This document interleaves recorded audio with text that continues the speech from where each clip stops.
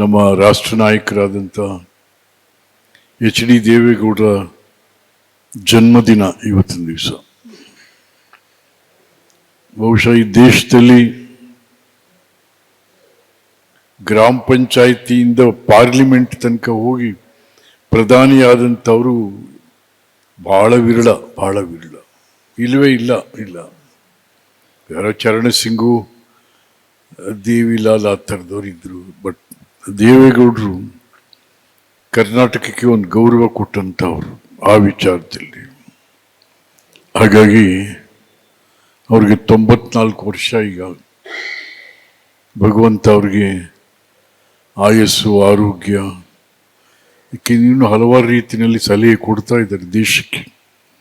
ಅದು ಆಗಲಿ ಅಂತಕ್ಕಂಥದ್ದನ್ನು ನಾನು ಈ ಸಂದರ್ಭದಲ್ಲಿ ಹೇಳ್ತಾ ಅವ್ರಿಗೆ ಜನ್ಮದಿನದ ಶುಭಾಶಯಗಳು.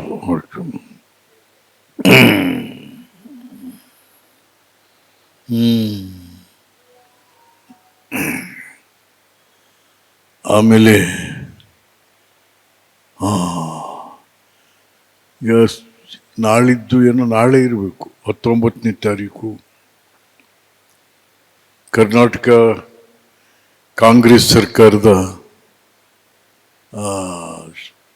ಸಾಧನಾ ಸಮಾವೇಶ ಮಾಡ್ತಾ ಇದ್ದರು.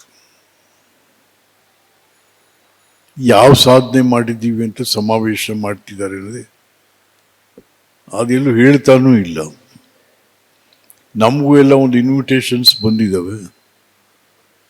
ಅದರಲ್ಲಿ ಒಂದು 20 ಜನದ ಹೆಸರು ಹಾಕೋರು ಬಿಟ್ಟರೆ ಏನೇನು ಮಾಡಿದ್ದೀವಿ ಅಂತ ಅದರಲ್ಲೂ ಇಲ್ಲ. ಹಾಗಾಗಿ ಸಾಧನಾ ಸಮಾವೇಶ, ಸಾಧನೆ ಹೇಳೋದು ಯಾರು? ಜನ ಹೇಳಬೇಕು.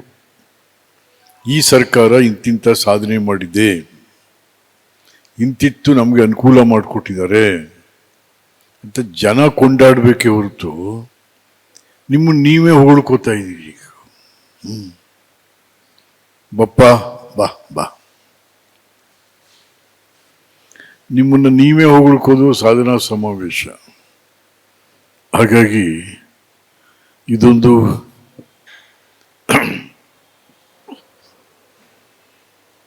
ಜನಹಿತವನ್ನೇ ಮರೆತಂತ ಸರ್ಕಾರ, ಬೇಜವಾಬ್ದಾರಿ ಸರ್ಕಾರ. ಬರೀ ಜಾಹೀರಾತು ನೋಡಿ. ಇವತ್ತು ಯಾವುದೋ ಆ ಬರೀ ಬಸ್ದೇ ಒಂದು ದೊಡ್ಡದು ಏನಿಲ್ಲ, ಅದರೊಳಗೆ ಎಂಥದ್ದಿಲ್ಲ. ಸುಮಾರು ಇಲ್ಲಿ ತನಕ ಒಂದು 500 ಕೋಟಿ ರೂಪಾಯಿ ಸರ್ಕಾರಿ ಜಾಹೀರಾತು ಕೊಟ್ಟಿದ್ದಾರೆ. ಏನೂ ಇಲ್ಲ. ನಾವು ಅದನ್ನು ಕಡ್ದೋ, ನಾವು ಇದನ್ನು ಕಡ್ದೋ ಅಂತಂತೇಳಿ ಯಾವ ಸರ್ಕಾರನೂ ಕೂಡ ಈ ರೀತಿಯಾಗಿ ತನ್ನ ಸಾಧನೆಗಳ ಬಗ್ಗೆ ಕೋಟ್ಯಾಂತರ ರೂಪಾಯಿ ದುಡ್ಡು ಖರ್ಚು ಮಾಡಿ ಮಾಧ್ಯಮದಲ್ಲಿ ಹಾಗೆ ಏನಾದರೂ ಇವೇನು ಹೇಳಿದ್ರು ಜನ ನಂಬ್ತಾ ಇಲ್ಲ.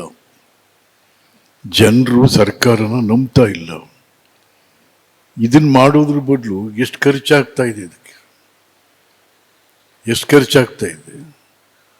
ಜನನ ಬಸ್ಸಲ್ಲಿ ತರಬೇಕು, ಅವ್ರಿಗೆ 500 ರೂಪಾಯಿ ಕೊಡಬೇಕು, ಊಟ ಕೊಡಬೇಕು, ಎಲ್ಲ ಕೊಡಬೇಕು. ಯಾವ ಪುರುಷಾರ್ಥಕ್ಕಿದು? ಯಾವ ಪುರುಷಾರ್ಥಕ್ಕೆ? ಇದೊಂದು ಕೆಟ್ಟ ಸಂಪ್ರದಾಯ ಇತ್ತು. ಸಾಧನಾ ಸಮಾವೇಶ ಅನ್ನೋದೇ ಒಂದು ಕೆಟ್ಟ ಸಂಪ್ರದಾಯ. ಹಾಗಾಗಿ ಇದು